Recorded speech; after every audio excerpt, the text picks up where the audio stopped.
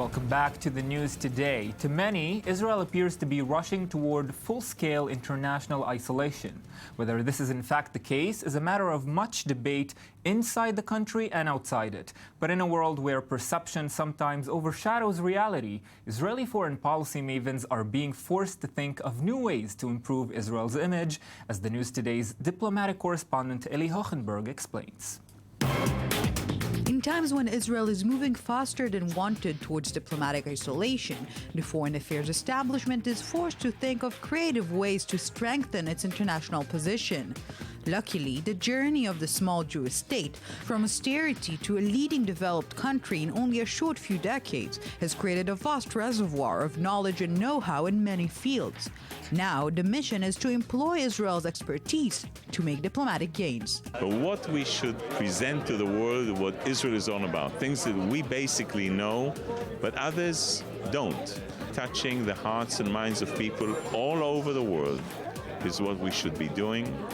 We should keep doing that because at the end of the day, those people will remember Israel and the people of Israel in the way we would like to be seen in the world. And indeed, in an ever-changing global reality, Israel has the potential to play a much more significant role, one that is not less and maybe even more important than other Western forces. Money are crucial. It's crucial to devote resources to the field of cooperation, but it's also important to think how to do it. More and more countries that have developed are asking for knowledge, and Israel has knowledge in many fields that matters with development, and this will be the best ambassador for Israel. But in the current state of affairs, the Israeli Foreign Ministry is bombarded almost daily by criticism over its policies towards the Palestinians, which often diverts not only the external discourse, but the internal one from its other diplomatic opportunities. Several years ago, when I was ambassador of Israel to the United States, I was asked by the government to meet with the foreign minister of a really microscopic South Pacific country. But in the General Assembly of the UN, his vote counts exactly the same as that of China, Russia, or India. And that tiny microscopic country in the South Pacific always votes with Israel in the General Assembly because once a year, for 2 days a year, an Israeli doctor comes there and treats the 2,000 people. There are many international doubts regarding Israel's handling of the conflict with the Palestinians, which overshadows all else. But there is no room for debate when it comes to its contribution in almost any other field, from technology to agriculture through education and infrastructure.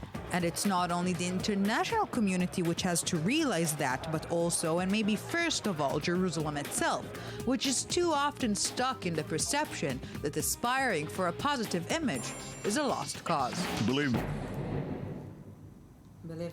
Yes, now time for our weekly corner on Israeli politics, and for that purpose, I'm joined as always by Dr. Hani Zubeida, Chair of the Political Science Department at Israel Valley Academic College. Good evening, Dr. Zubeida. Good evening, Ayman. Thank you for having me. And of course, your weekly partner in crime, Eli Hochenberg, our correspondent for the News Today on diplomacy issues. Good evening, Eli. Good evening, Ayman.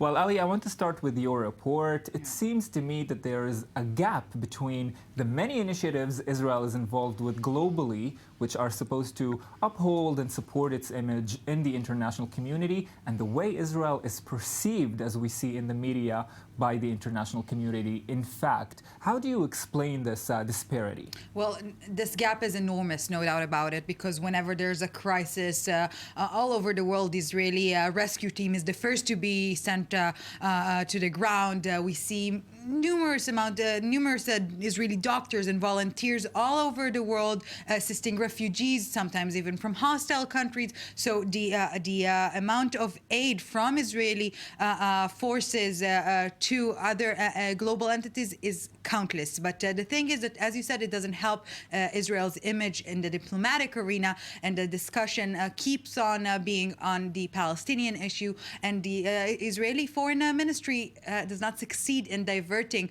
the spotlight from the many values that Israel has globally from the problem with the Palestinians. Well, speaking about struggling with one's image, both in the Israeli media and outside it, President Rivlin has had a very rough time since he's become president. He's been battered by right-wing organizations, left and right, pun unintended. But it seems a little strange when you think about it. He's one of the most right-wing presidents we've had in terms of his political party. Yeah, well, I think he's the first one who comes from the revisionist family as a president. I think he's number one.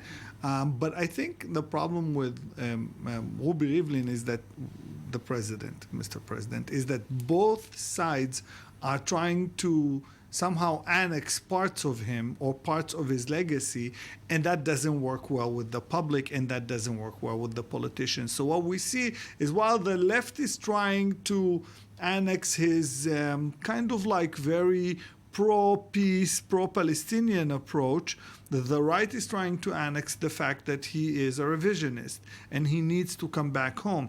And this creates tension. In the last few days, there was much to do about nothing, in my opinion. I've seen everything. I think we have today another kind of like mini battle between Benjamin Netanyahu and Bougie Herzog. Yes. But I think it has nothing to do with the actual substance. Nothing malicious or no incitement were thrown at the president, unlike others who contend that there was. I think that it will be best to make things clear. And let's start at the end with what happened today. Let's see the discussion between Herzog and Netanyahu at the Knesset. I call on you, Prime Minister, in the name of a vast part of the population in Israel, to come up here to the podium and declare that Rivlin is your president, that Rivlin is an Israeli patriot, that whomever is inciting against him will not come out of it with clean hands. I demand you defend our president. I oppose any incitement against the president and against any public figure. At the same time, I will continue to defend the right of each and every one of us to voice opinions. This is how democracy works. Ali, give us more on the details of the latest uproar. Yeah, so Rivlin has been in the middle of public controversy probably since day one in the post, but the latest uproar began with his trip to the U.S., where he met U.S. President Obama, but also participated in the Haaretz newspaper convention, where also took part representatives from the NGO Breaking the Silence, which is and let's just mention that Haaretz is identified with the left. With in the Israel.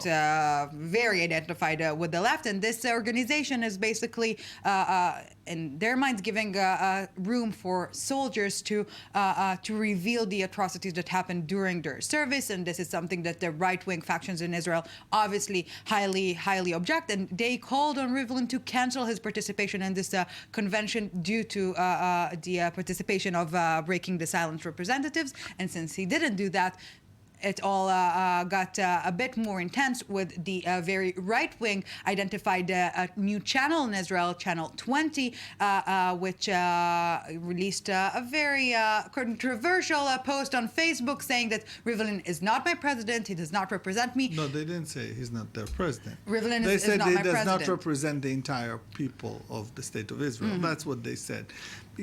And later they apologized. Well, they didn't. They kind of retracted. The chairman of the channel apologized, while the news people at the channel did not apologize.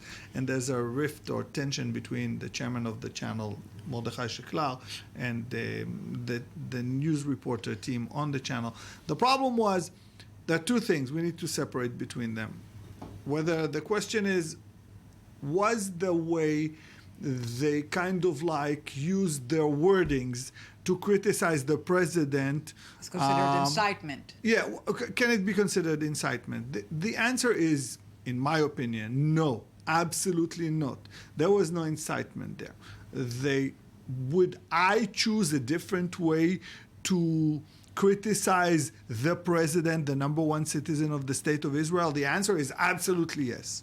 I wouldn't say he did not even spit on our soldiers, which is kind of like a terminology to say that he completely dismissed the Israeli military and so on. Now, the question whether criticism is a legitimate thing on the president of Israel, yes, it is. The question whether Breaking the Silence is a legitimate NGO in Israel, yes, it is.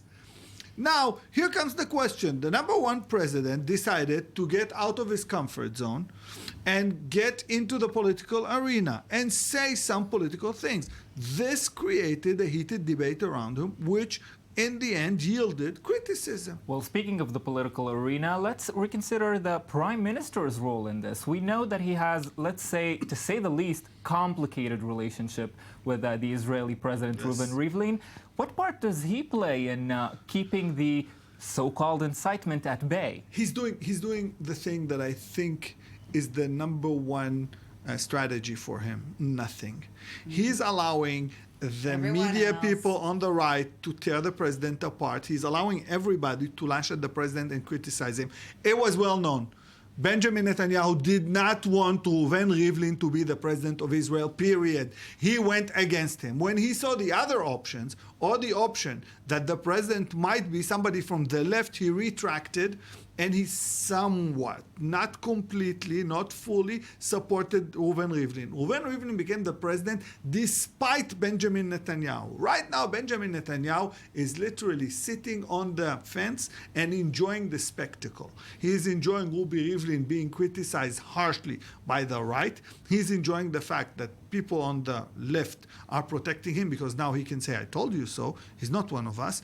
And he's enjoying the entire spectacle, but he's doing nothing. But he did say today at the parliament that he's also being criticized all the time, which is very true. So to put the line between incitement and criticism for one public figure and not do the same for another public figure, it's very hypocritical from the media main player in this latest controversy. And I think that Benjamin Netanyahu did receive his own fair share of the same style of criticism for many entities in Israel. So I think that if after this public discourse, the conclusion will be that this kind of a criticism is incitement, then Benjamin Netanyahu should definitely be included in this regard. Well, Dr. Hani Zubeida and Eli Hochenberg, time with you always flies by. Thank you very much for being with me again.